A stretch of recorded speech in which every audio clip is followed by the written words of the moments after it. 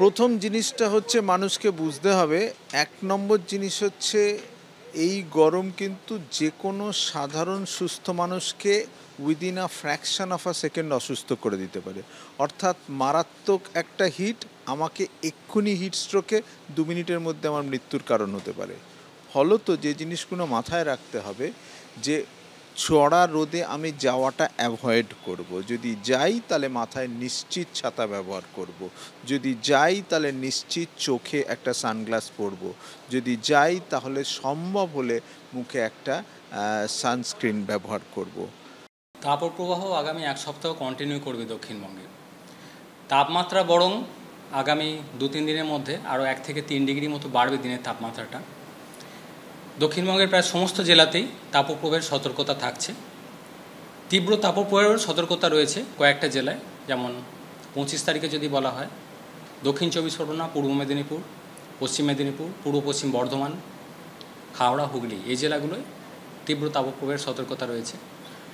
26 তারিখে গিয়ে তীব্র তাপপ্রবাহ এর স্প্রেডটা আরও কয়েকটা ডিস্ট্রিক্টে অ্যাড হবে, যেমন বাঁকুড়া, ঝাড়গ্রাম, উত্তর 24 পরগনা, বীরভূম, এইসব জেলাগুলোতেই তীব্র তাপপ্রবাহ আরও অ্যাড হবে। অর্থাৎ তীব্র তাপপ্রবাহের স্প্রেডটা ধীরে ধীরে আরেকটু বাড়বে এবং এটা কন্টিনিউ করবে আগামী কিছুদিন। আগামী এক সপ্তাহেই তাপপ্রবাহ দক্ষিণবঙ্গে থাকবে, কন্টিনিউ হবে। কলকাতা পার্শ্ববর্তী অঞ্চলে যদি বলা হয় তাপপ্রবাহ আগামী 5 দিন তো সতর্কতা রয়েছে। আজকে যেটা 25 তারিখে 2:30 পর্যন্ত যেটা সর্বোচ্চ তাপমাত্রা ছিল 41.6, যেটা লাস্ট 50 ইয়ার্সের রেসপেক্টে যদি দেখা যায় সেকেন্ড হাইয়েস্ট এপ্রিল মাসে। এর আগে হাইয়েস্ট ছিল 41.7 1980-তে এপ্রিল মাসে কলকাতা। তো এই তাপমাত্রা কলকাতার ক্ষেত্রেও মোটামুটি 41 ডিগ্রির কাছাকাছি কন্টিনিউ করবে, বা হয়তো 42 ডিগ্রির কাছাকাছিও পৌঁছানোর সম্ভাবনা রয়েছে। বৃষ্টিপাতের সম্ভাবনা সেরকম কিছু থাকছে না দক্ষিণবঙ্গের জেলাগুলিতে আগামী 5 থেকে 7 দিন। উত্তরবঙ্গের জন্য মেনলি মালদা, উত্তর দক্ষিণ দিনাজপুর, এই জেলাগুলোতেও তাপপ্রবাহ থেকে তীব্র তাপপ্রবাহের সতর্কতা থাকছে আগামী 5 দিন। এছাড়া জলপাইগুড়ি, আলিপুরদুয়ার, কোচবিহার, এই জেলাগুলোতেও যথেষ্ট গরম অস্বস্তিকর ওয়েদার কন্টিনিউ করবে।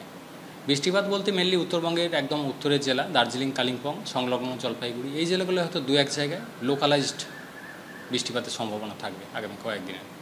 এই যে তাপপ্রবাহ যেটা চলছে সেটা তীব্র তাপপ্রবাহ গোটা দক্ষিণবঙ্গের বিভিন্ন জায়গায় সেটা কিন্তু অনুভূতি হবে বলেই শোনাচ্ছে। এবং যে বিষয়টা বলা হচ্ছে আবহাওয়া দপ্তরের তরফ থেকে আগামী 2-1 দিনের মধ্যে যে তাপমাত্রা বর্তমানে রয়েছে তার থেকে আরও 1 থেকে 3 ডিগ্রি পর্যন্ত বাড়তে পারে। আগামী 5 থেকে 7 দিন দক্ষিণবঙ্গের বিভিন্ন জেলায় তাপপ্রবাহ চলবে, কোনো কোনো জায়গায় তীব্র তাপপ্রবাহ চলবে। তুমি জানো যে কালকে নির্বাচন রয়েছে, দ্বিতীয় দফা নির্বাচন, সেক্ষেত্রেও বলে রাখি যে সেখানের আবহাওয়া কেমন থাকবে। 2 দিনাজপুর, সেই 2 দিনাজপুরে কিন্তু তাপপ্রবাহ থাকবে, কোনো কোনো জায়গায় তীব্র তাপপ্রবাহ থাকবে। তার মধ্যে যেমন এছাড়া মালদা, নিচের দিকে যদি বলি মালদা বা এর পাশাপাশি কিন্তু যে জায়গাগুলো রয়েছে কোচবিহার, জলপাইগুড়ি, মালদাতে তীব্র তাপপ্রবাহ থাকবে, কোচবিহার, জলপাইগুড়িতেও অস্বস্তি থাকবে। তবে দার্জিলিং, যেখানে ভোট রয়েছে, দার্জিলিংয়ের পার্বত্য এলাকায়, জলপাইগুড়ির কিছু জায়গায়, সেখানে যে একেবারে পার্বত্য যে এলাকাগুলো রয়েছে সেখানে অর্থাৎ এখনই কোনো আসার কথা শোনাতে পারছে না আবহাওয়া দপ্তর। তোমাকে আপাতত ধন্যবাদ পার্থ।